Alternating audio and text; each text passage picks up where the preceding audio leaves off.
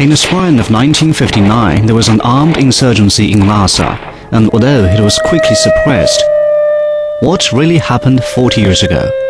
What deep-rooted reason is there for what happened then?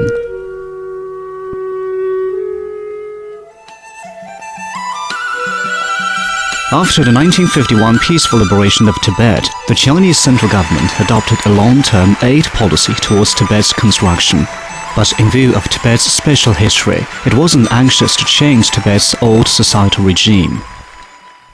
In 1957, Mao Zedong, in his correct handling of contradictions of various types among the people's speech, clearly expressed, Tibet's democratic reform would take place at any time when we know how to deal with Tibet's mass majority and its leaders. We can finally come to a decision about what to do. It is a job that cannot be rushed. However, change came to Tibet, and the Tibetans' horizons had widened. People visiting in China were fascinated by everything they saw.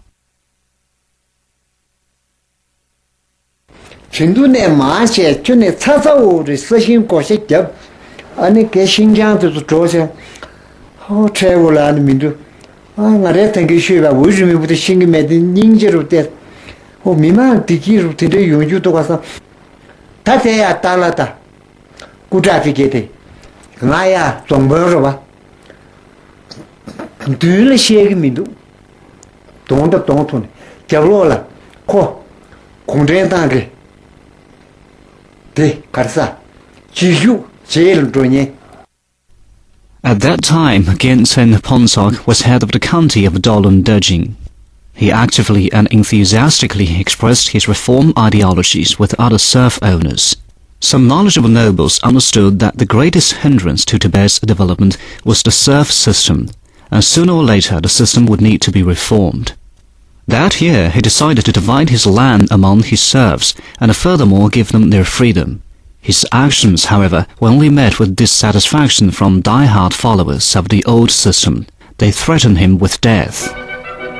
At this time, in Sichuan, Yunnan and other Tibetan-populated areas, democratic reform had started to take effect.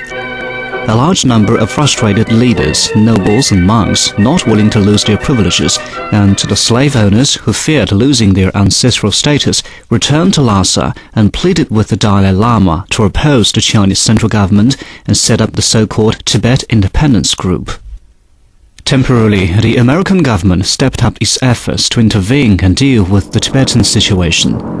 In 1956, the American National Security Council authorized the CIA to drive and aid the Tibetan underground activities. Their base of operations was located in the capital of Nepal, Kathmandu, from which it supported the guerrilla warfare operations. In 1958, the American financed armed insurgency operations in the Shannan area. In 1959, the insurgency had started in a place similar to this kind of location. The cause of the incident was something people simply could not have imagined. February of that year, the Dalai Lama said he would like to visit the Tibetan Military Area Club and see one of their new performances. On March 8th, the Dalai Lama confirmed that on the afternoon of March 10th, he would go to the Tibetan Military Area Church to watch performance. On the night of March 9th, however, rumors spread that the Liberation Army was on its way to arrest the Dalai Lama and Tibetan government officials. A large crowd crowded around the Dalai Lama's summer palace in Nobulinka, preventing the Dalai Lama from attending the literary performance. In the morning of March 10th, thousands of armed insurgents surrounded Lhasa. They killed and hurt a few Tibetan scholars, innocent bystanders, and publicly announced Tibetan independence. Within the 6 days after the public announcement, the Dalai Lama was trapped within the walls of Nobulinka. During this time, he wrote 3 letters to 3 respected Tibetan personnel. On the letter of March 11th, the Dalai Lama wrote, "Yesterday I decided to go to the military area and watch a performance, but due to the agitation from handfuls of bad people and the monks barring the way out, there is no way that I can visit. I don't know what to say and am very worried." The next day, the Dalai Lama wrote yet another letter.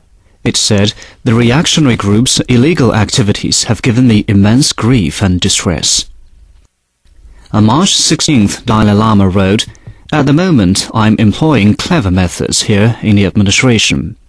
In a matter of days, after I have sufficient amount of trust, I will head to the military area through secret measures."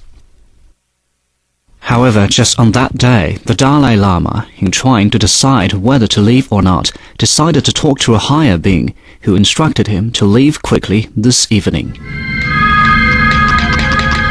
On May 17th at midnight, the Dalai Lama, disguised himself as a common armed revolutionary, escaped from Lhasa and made his way to the insurgents' home base of operations in Shannan. After the Dalai Lama had left, about 7,000 revolutionaries assembled, and in the early morning of March 20th, the armed insurgency began. Just 2 days later, it had ended. On the 26th, the Dalai Lama and his followers announced that the Tibetan Independence Group had formed into the Tibetan Provisional Government, after which they hurriedly fled to India. During the insurgency, the separatists also attempted to coerce some important incarnate lamas to escape. One of the people who they forced was sounding living Buddha Dorje Pakmo, who at the time was only 18 years of age.